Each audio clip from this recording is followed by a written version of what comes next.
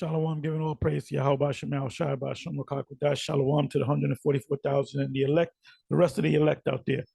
And I'm going to title this video, Who Are the Eight Contrary Feathers in Second Ezra chapter 11. So it was a question posed to me by the young elder out of Florida. Anyway, I'm going to go right into it. It says, then saw I a dream, and behold, there came up from the sea an eagle, which is the Roman Empire. And by the way, the 11th chapter and the 12th chapter of Second Ezra has nothing to do with America. Anybody saying that's talking about America, they don't understand these chapters here. Has nothing to do. These two chapters, the prophecies found in these two chapters have already taken place.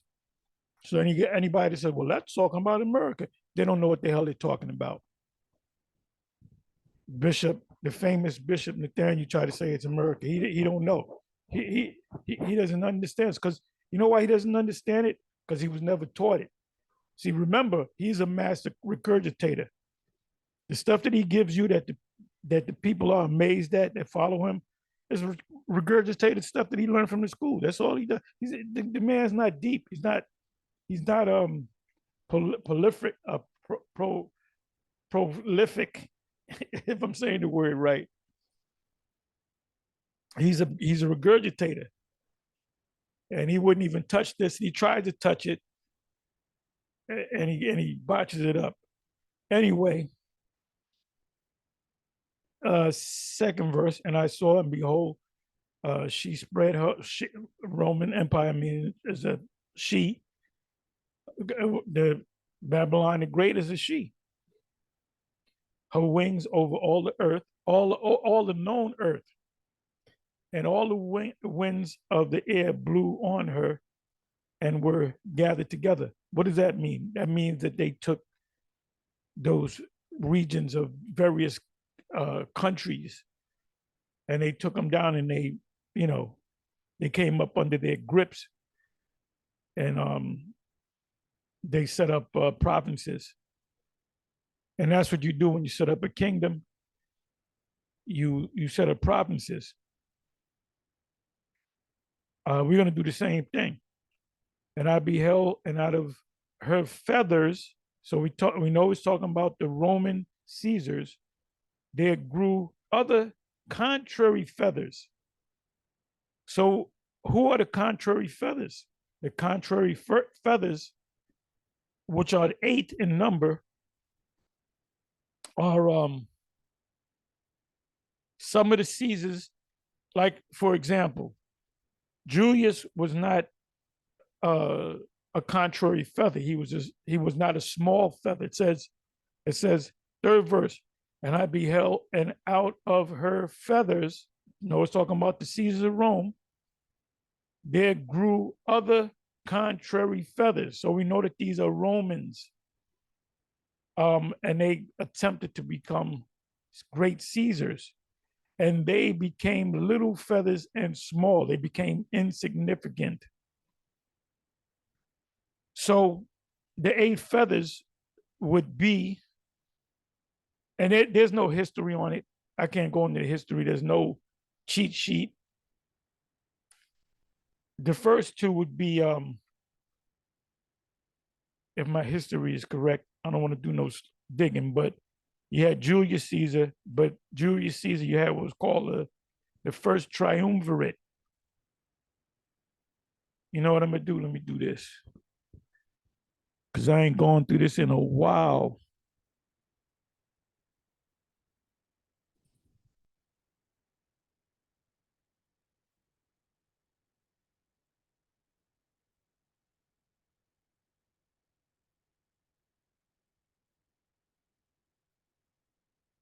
The first triumvirate of Rome.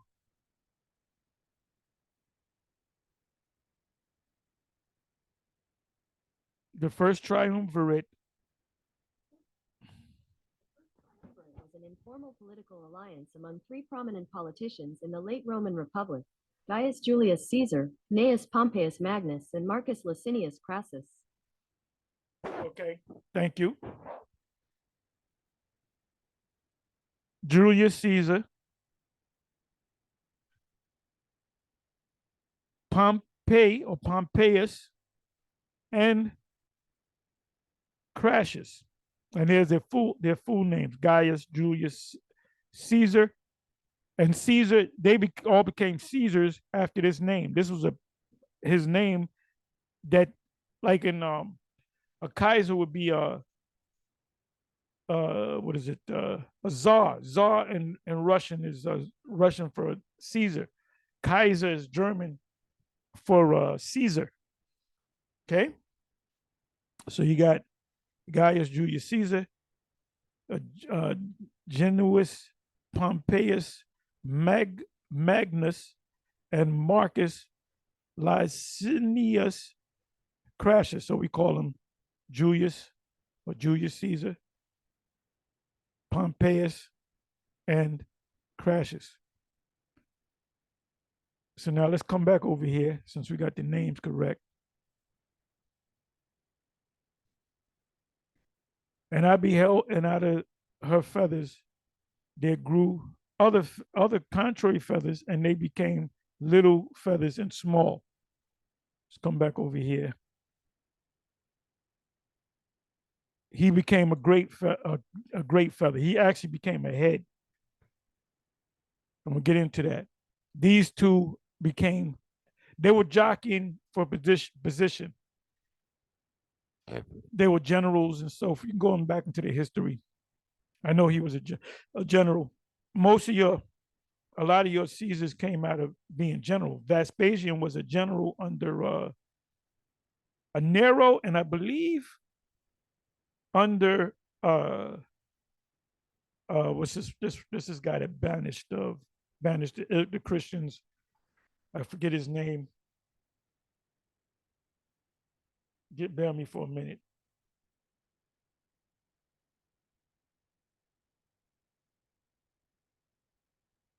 Who banished the Israelites in Acts 18?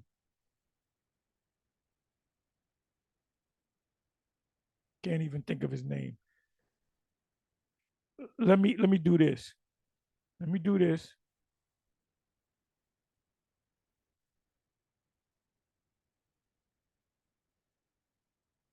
List of Roman emperors.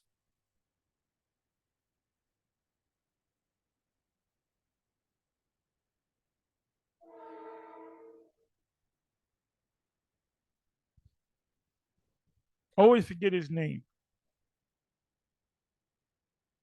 Okay, this is Augustus. He was definitely not a contrary feather. He's a major guy. He lived, scholars say 41, others say 44 years. The one that you ruled closest in years to him was half of that, less than half of that, which was Tiberius. All right, let me go into the list. Augustus, Tiberius, Caligula,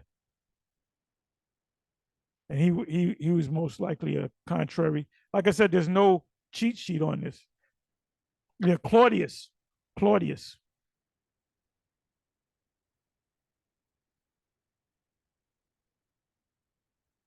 Nero was a major guy. He's here now. That's Trump.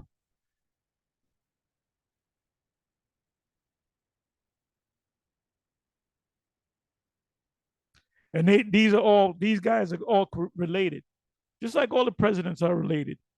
Uncle of Caligula, grand grandnephew of Augustus. They were all family.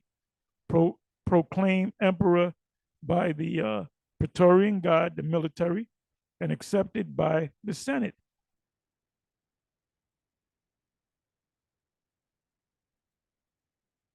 Then you got Nero. Nero was a major feather, not a contrary feather. Grandnephew, stepson in law, and adopted son of Claudius.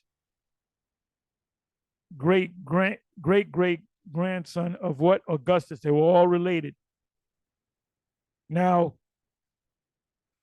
this guy's mother, Agrippina, had got with this guy, so he became his adopted, his adopted son. But she killed this guy, poisoned him, so he could be the new emperor. But she wanted to be the empress, but she was using a 16-year-old son. That's how he got into office as a young man. Came into office at 16, and it says he committed. Killed himself. He's heavily taxing the people. People rejected him. He said he couldn't deal with the shame, and he killed himself. These also, Galba, Otho Vitalis. Okay, he committed. So a lot of these motherfuckers committed suicide. Now, the scholars say that he woke up and committed suicide because he had a dream that he committed suicide. Others say that he committed suicide because they were after him. They're gonna get him. So he said he gonna get himself before they get me. But like I said, there's different views by these different scholars because they wasn't back. They didn't have a time machine, right?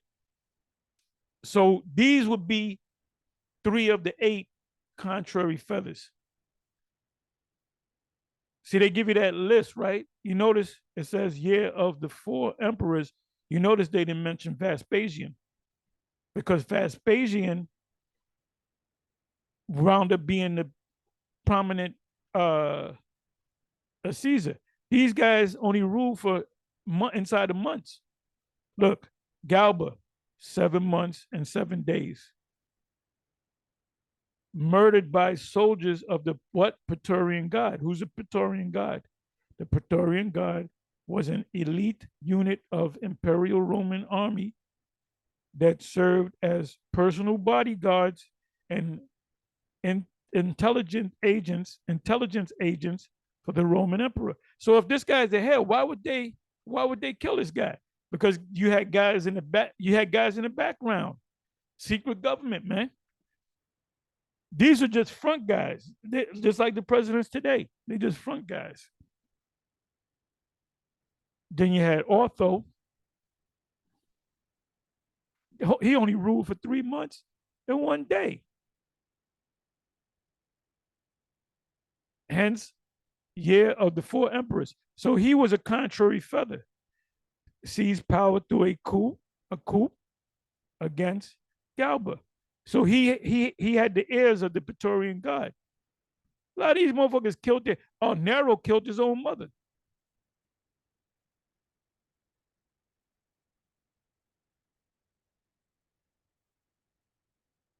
Let me see. Committed suicide after losing the Battle of Badro, come to Vitalis. So he killed himself, and Vitalis, they were going at each other. So Vitalis came in. He didn't even rule a year. 8 months and 1 day. Governor of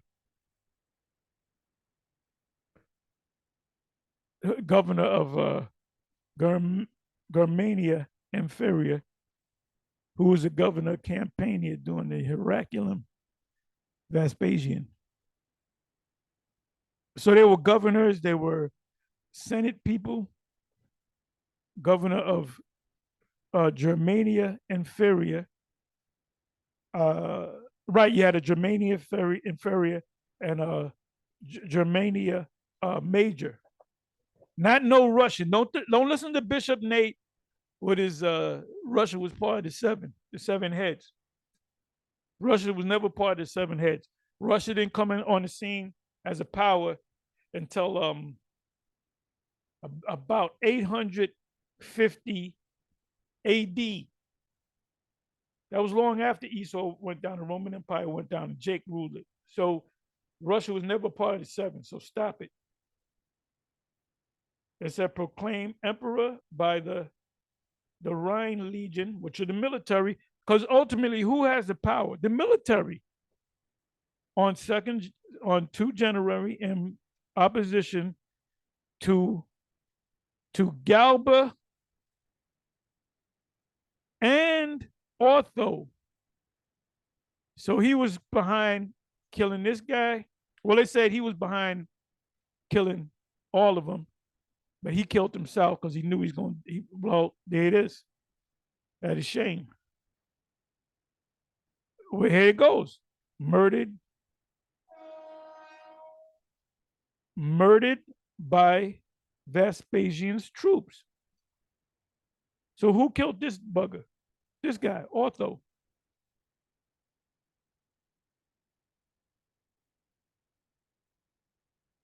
Who's behind this guy killing himself?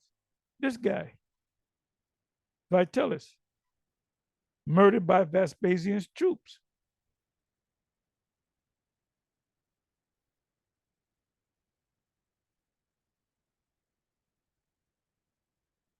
When it speaks about the eagle being on fire, Nero with Rome being burnt down, because there was no record of any of these guys. There was a major fire. When you read about a major historical fire in ancient Rome, they're gonna mention Nero. That's the fire, and so at that time,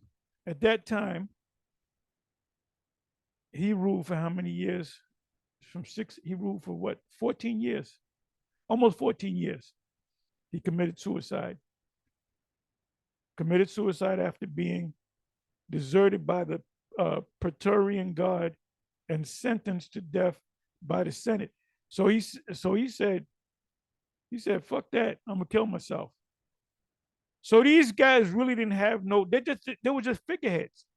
So who was behind killing these guys? He committed suicide because he was gonna get killed by the Praetorian Guard anyway. You go into the history of war, man. A lot of you had, and most of these guys were, a lot of these guys were generals in the military, not so much Senate.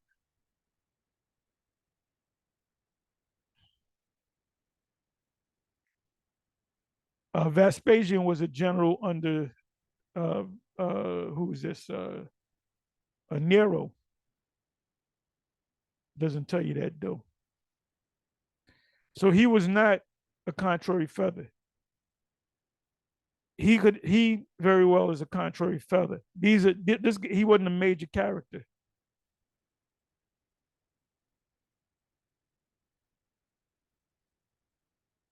Oh, so it was they saying that Nerva was a guy that killed. He was assassinated in a conspiracy of court officials, possibly involving Nerva. Who's Nerva? That's the first. Are you taking notes, Bishop Nathaniel? That's the first Jake. That's the first Jake to rule. That's when we started ruling. First of the five good emperors. Why was he known as the five good emperors? Because he was doing good things for the people. Died of natural causes.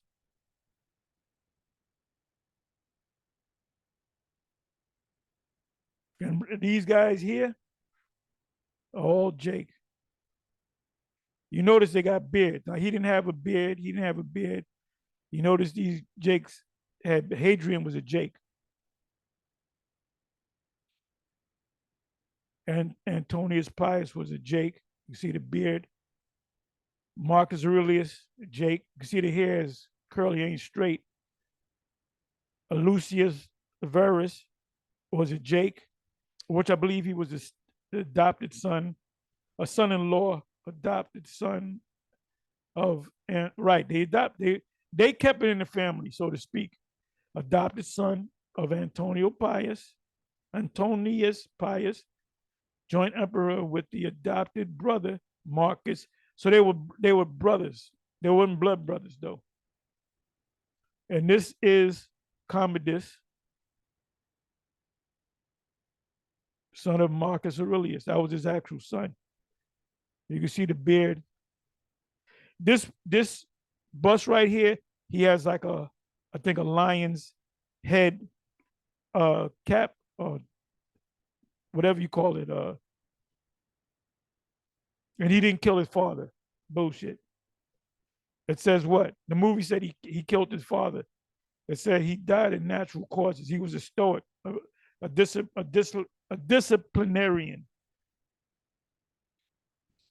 He wasn't into wealth and riches and living good.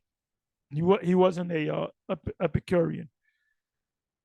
Strangled to death in a conspiracy involving his Praetorian perfect Lutus and mistress. Right, he had a chick on his side. Well, they were saying it was his sister was behind it, but it was mistress, and it was a wrestler that did a rear naked choke on his ass.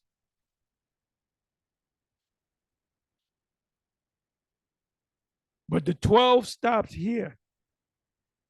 The 12 stops here. And as I said, some of the 8 are part of the actual 12 and some wasn't.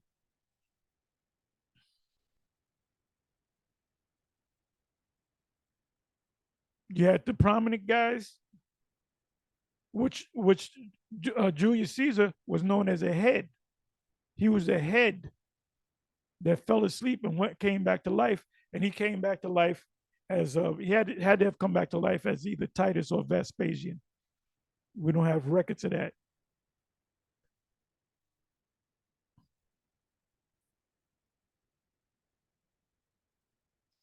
Moreover, I beheld, and lo, the eagle flew with her feathers and reigned upon earth and over them that dwell therein. I saw that all things under heaven were subject unto her. The known heaven. Remember, the northern kingdom was on the other side of the world. Romans didn't know nothing about that. And no man spake against her, no, not one creature upon the earth.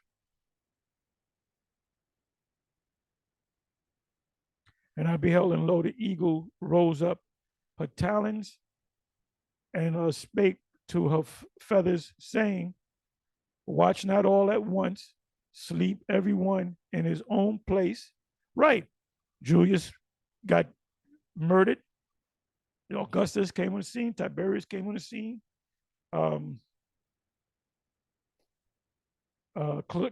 Caligula, and so forth. So when one died, the other one came in. A lot of them killed each other. And watch by course. But let the heads be preserved for the last. So who's the heads? The head represents Julius, but it also represents Crassus and Pompeius. So they had to come back. Julius, Pompeius, and Crassus had to come back as Vespasian, Titus, and Domitian, and not in any order.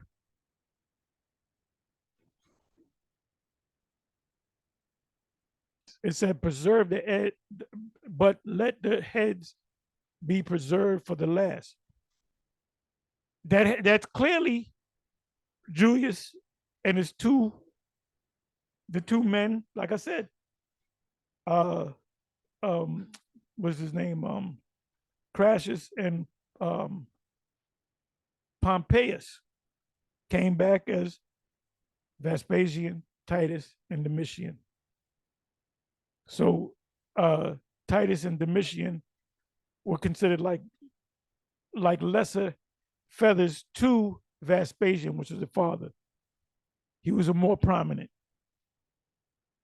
Also, Pompeius and Crassus were insignificant as far as Julius Caesar is concerned, because they were called a head. The heads came back again.